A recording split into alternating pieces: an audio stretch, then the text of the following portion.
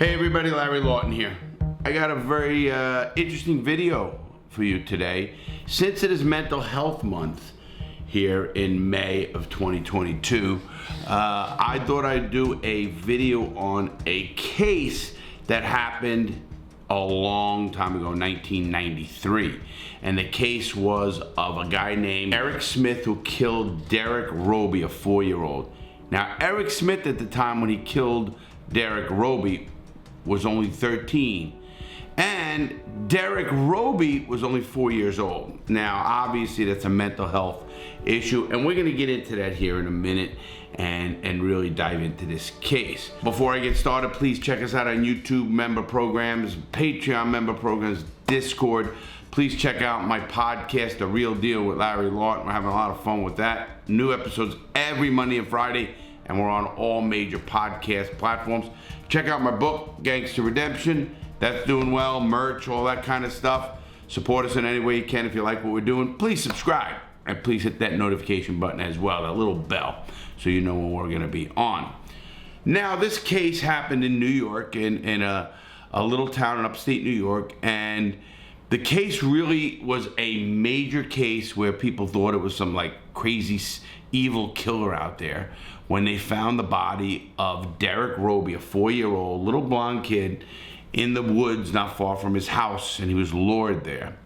Well, come to find out in the case, a kid named Eric Smith, who was 13 at the time, ended up killing this kid pretty brutally, brought him in there, strangled him, hit him with rocks, and killed him. Obviously, there's a lot of mental trauma there. We're going to see here in a minute. We're going to be talking about that mental trauma. But the case itself is very, very interesting. And because it's about how much time should somebody spend in prison like that. You're going to find out that Eric Smith ended up spending 28 years behind bars. Is he a changed man? Is he a mental case? What do you do with him if he's mental? At 13 years old, do we throw a person's life away forever? But then you look at the heart side of this, and you're looking at the person who was killed.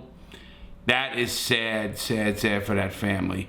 They can never, ever replace that young man, Derek Roby, and it's so sad. But how long can you hold on to, I hate to say hate, loss, bitterness? I don't know. You know, and that's the question of today. Let's just start out about the case here. It's a real interesting video too, an interesting case to watch. But Smith had walked into the police command center 4 days after the murder, offering to help police solve the crime. Smith said that he had seen Derek that day with a white t-shirt on, holding a lunch bag. Investigators felt like Smith knew something, but didn't realize the killer was sitting right in front of them. Now, I want you to look at this killer. Is he a killer? You know, obviously he was convicted of it, 2nd degree, sentenced to 9 to life. Now, what that 9 to life means is he is up for parole after 9 years. And he's gonna go on for parole, but that's not gonna happen. Now, he was 14 when he was convicted, he was 13 when he committed this crime. Is this kid even an adult? Obviously, if you know anything about my channel, you know I don't believe he's an adult. Not even a little bit of an adult. This kid is not understanding right from wrong even. Some kids, and I talk about this all the time, understand the consequences of right and wrong at about 11. This kid, I don't think, understand right and wrong from maybe 13, 14, whatever it is. And you're gonna find out why, and we're gonna get into that right now. They learned that Smith had a history of being picked on as a young child. His bright red hair and freckles made him a target for bullies. I don't know why he did it. I asked him why he did it. His words almost verbatim were, "I don't know. I just saw this kid, this blonde kid, and I wanted to hurt him." Now, obviously, bullying has a lot to do with it. You know, I'm a very big advocate against bullying. I can't stand bullies. I don't care if it's an adult bully or a kid bully who picks on someone who's a weaker person. I don't like that. I think it's the worst thing in the world. I don't think anybody's physical strength, or even if their intelligence and they bully through words or something, some other way, should be accepted in any way. And now when you have a little kid who's obviously 13 and he's probably been bullied since he was 9, 10 years old or less because of his freckles and his little red hair. And he's probably an adorable kid, but these other kids look at him as weak for whatever reason. And he ended up taking it out on another young kid, thinking that's maybe what you're supposed to do. That's what happens when the bigger kids can do that. I can do that now. And this kid, as he said, he only did it because he saw this blonde-haired kid. Now, maybe it was the color of his hair. Maybe these people all of a sudden used to say, look at your red hair, and this is what I want to do. It's just, it's very disturbing in a case like this. And this is why mental health is so important. And when you see bullying, you see acts of disrespect or acts of superiority over someone, you think they're bullying, it's got to be reported. Some of these schools who don't report the bullying, or some of these schools who just take it and ignore it, they're part of the problem. Now, obviously, that's not the way it's supposed to go, and hopefully it's been changed, or it is changing. I do know that some schools still ignore bullying, and there is a part that I think a kid has to fight back, and maybe the parents have to teach them to fight back. This story didn't have anything to do with the parents in it, and I'm wondering why. But the grandfather was in there. Maybe the parents didn't want to talk. I'm not sure. And this was done as 48-hour piece. So you got to think about that too. They're pretty much good at investigations. Let's see more what happened. You hear the 9 years to life. And I think back then, everybody was focusing on the life side of it. For Derek Roby's parents, Smith's prison sentence did not give them the closure they had expected. It's hard for me to sit here and understand the parents of something like this that happening.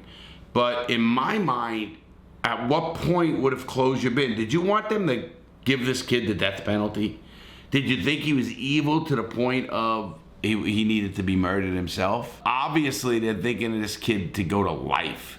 So they're saying at 13 years old, you commit some crime, and no matter what your crime, you never should be out in society again. Ever. Ever. No matter what you do, no matter how you were changed, no matter how you grow up, you should never be outside of prison again. I find that hard to accept. Even if it was against me or somebody of my relations. I'm not saying how I would act with my own grandchildren, but I know I think and I hope my level-headedness or my understanding of the system and the brain and everything else would make me change and at least say there has to be some closure somehow.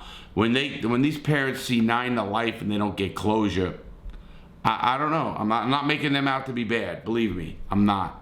I'm making them out to be confused, and that's, I think, what it is.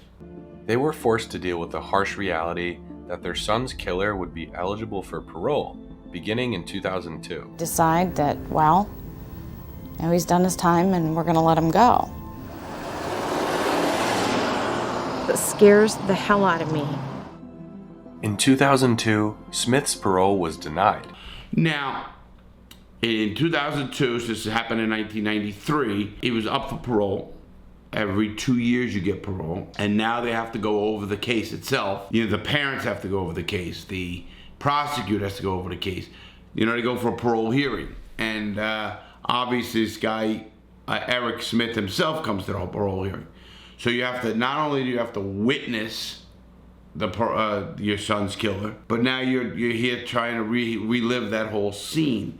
Now, again, I know you want him denied parole, but at what point would have you been happy with parole, or would have you never been happy with parole? And if not, are you just saying this guy is evil for the evil's sake? And what do we do with evil people? Do we just lock them in a dungeon for the rest of their lives, or do we just let's put a bullet in their head? If that's what's gonna happen, let's just put a bullet in their head. Now, some people are gonna say, an eye for an eye. I don't. I just don't. Not when the brain isn't developed. But every 2 years, Smith appeared in front of the parole board, hoping to prove that he had changed and was no longer a danger to society. The frequent hearings took a toll on Derek's parents, who were forced to relive the horrors of their son's killing. I know this is not running across many people's minds, But how much abuse do you think this guy, Eric Smith, took in prison? Again, being bullied on, being raped. I'm sure there's a number of things that happened to this kid. And he went through juvenile detention, which is rough. It's rough. And he wasn't a big kid for his age. He wasn't a mature kid for his age. Obviously, he was very immature. Not just on the consequence ends of it. He didn't look mature enough to, hit puberty yet. Now, this is a sad case because there's no winners in this case. None. No winners. And that's what makes this case so bad. Years passed, and the parole board didn't budge until October 2021 when his parole was granted. But Smith could not be released just yet. He still needed to find approved housing. Once you're granted parole, they have to, obviously, it could be a parole for life, probably, and he's been on paper for life, but he is going to be out, and you have to look at this in a lot of ways. Is he really a burden to the community, to the system, to the community so bad that we have to house him and pay the $30,000 a year, or can he go out and try to make a living and pay for his parole costs, pay for everything that goes along with that, and become a productive member of society? Now, again, as a man who grew up in a world where there was rough stuff going on, bad family parenting, at what point do we talk about what happened to this kid? And I know the kid, Derek Roby, he died. He can't answer for himself. Eric Smith can, but I don't hear anything about the parents. How was his upbringing? Was he abused? Was he even abused at home? Did he get no education? Was he really bullied to the point where, obviously he had mental problems to do what he did? Listen, nobody with a clear mind, nobody who's in a normal state of mind does that for no reason at all. I've seen crimes of passion. I've seen crimes of outrage and impulse. This wasn't an impulse crime. This guy dragged this kid to the woods and beat him, would have strangled him and beat him for no reason. Not to rob him of something, not to take a possession. I don't care if it was a video game. There was some kind of underlying cause. Obviously, the underlying cause in this case was either severe bullying, maybe something happened with the parents along the way. I didn't hear from him in this piece at all, so I don't know. And I'm not blaming them either. I'm not, because I don't know. I don't know. It's breaking my heart. Here we're in Mental Health Month, and I hope people get help before things like this happen. Well, let's see what happened to him. Eric Smith, who gained national attention almost 3 decades ago for killing a 4-year-old, has been set free. On February 1st, 2022, after spending 28 years behind bars, Eric Smith walked out of prison. Now, Eric Smith, who was 14 years old when he went into the system, gets out after 28 years, so he's 40 years old. There's no way this guy's a normal guy. This guy's so institutional. How much did the system fuck him up now? How he even convinced the parole board is beyond me, because he had to be so fucked up. Obviously, this case had the family fighting his release, which happens, but then again, a lot of times it doesn't happen. Nobody gives a shit. He goes up for parole, there's no one there to say anything against him. They try to look between the lines and give him parole when it's necessary. Well, this case is a little different because it had somebody fighting against his release. So the system itself, has a lot of to weigh. Because now you got a psychologist who comes in and says, I see him with compassion. And how much is that psychologist influenced by the people who are going to be at the hearing? I don't know. So this kid's life was on everybody's hands for so long. How can he be normal when he gets out? He can't. This guy cannot be normal. And he just got out in February. Why, after so many years, they decided to give him a chance? And that's fine, for him and his family. Maybe after all the years, the lady is starting to rethink it, because she says that's fine for him and his family. I think there's an underlying thing that you just can't say, all right, I forgive. And it's not even about forgiving in a religious sense. It's forgiving for yourself. Don't let Eric Smith's acts destroy what you have left. You can never get Derek Roby back. You can never get him back. That's over. It's sad as it is, you can't get him back. At what point is enough enough? And at what point do you let Eric Smith keep gnawing at you from being a good person, a normal person. And I'm not saying they're not. I'm just saying before it eats you alive inside. I don't know. That's great questions I think need to be answered, and that's what Mental Health Month is about. Smith says he wants to counsel kids who have been bullied, just like he was. The question is, will Eric Smith be a success story or somebody that we're pointing to and saying, the system blew it with that one? That's exactly right. I keep going back to my hope. Time will tell. I think that was the prosecutor at the end, and obviously he's saying, I don't know. The system itself is broke. There's not enough mental health counselors, and not only in prisons, on the streets and schools, obviously. Nobody recognized that this kid was bullied that bad. I don't know why. So I don't know what we can do to change the system except hire more mental health people. Police agencies now are discussing how they can hire more mental health people, and even some cities have instituted where they'll bring a mental health person along on a domestic dispute case. Try to help somebody, not just try to arrest their way out of it. Bring them into the system and it screws everything up. Why don't we try to help them right on the spot? Obviously, schools got to realize that too. Here, what school couldn't recognize this kid being bullied to that point? I'd like to know more about his mental health, what they knew. Was he a recluse? Was he quiet? Did he have outbursts of anger at home? The parents were, and I'm going to call this, suspiciously absent from this whole entire situation. And you don't hear about the parents even helping him. He's moving to Queens, New York, which is away from where he was, to get away maybe, to get that housing and do what he's going to do. You can fall into this big city a lot easier than you can to a little town. But why aren't people talking about what happened? I don't know the case itself about how many people were put on stand for his mental health. What was wrong with him? Did this kid snap because of a reason? Because he was getting bullied so bad, he never thought he was going to live. And then he ended up becoming a bully, like some people become child molesters. There's people who go two ways. They get abused, they become a molester, or become someone who hates them. Really goes the opposite way, which is what I did. You have some people who just can't accept it all. And I often wonder how much counseling this guy is going to get, Eric Smith, when he gets out. Because 28 years incarcerated, literally, this man never had pussy, most likely. Never was with a woman, and he wants to be married and raise a family and all that. How does he even know what that is except for a video? I don't know. That used to boggle my mind in prison when a young kid comes to prison and he don't even know what being intimate with a woman is like. What is he going to be when he does get out after all the stuff he hears and sees and how open and pornography and everything there is out there? Which, listen, I like it all too, but I'm a level-headed man who can figure out right from wrong, can figure out what's acting and bullshit, just like I am with video games. So I'm a little bit have a little bit of trepidation about this case, and I really want to follow this case in a big way. He was out in February 2022, is when he got parole. So March, so he's only out a few months. And I hope the system is not only following him, not for another victim, to see what he's like, and they can really learn about a lot from what happens.